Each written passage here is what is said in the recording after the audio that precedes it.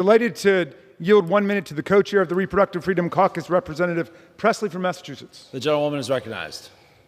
Thank you, Mr. Raskin. Well, another day under Republican majority of an anti-science, anti-facts healthcare agenda. I don't know which is worse, the cruelty or the ignorance on full display here across the aisle. I would ask my colleagues, have you ever met or spoke to a woman who had an abortion care late in pregnancy?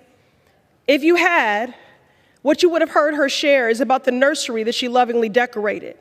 If you had, what you would have heard her share was about the name that she picked out.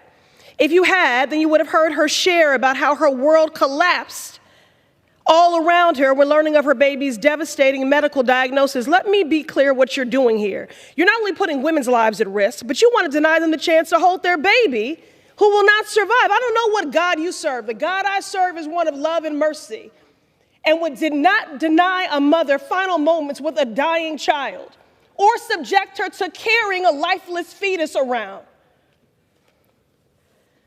You want to force your way into the exam room during one of the most impossible, dangerous moments in someone's life. When a family learns their baby has a fatal diagnosis and will be born with only a short time to live, some people make the decision to end the pregnancy so they can hold their baby during their final moments. I yield the lady an additional 20 seconds. How cruel that Republicans in Congress would deny them that small comfort. In these dire situations, families forego treatment, which has no hope of saving their babies' lives, and instead spend time comforting them and saying goodbye. Physicians who care for families have shared how their patients spend this very limited, devastating time with their infants. So once again, we have ignorant, uninformed men who think they know better than doctors and mothers taking to the House floor to deny us our medical care.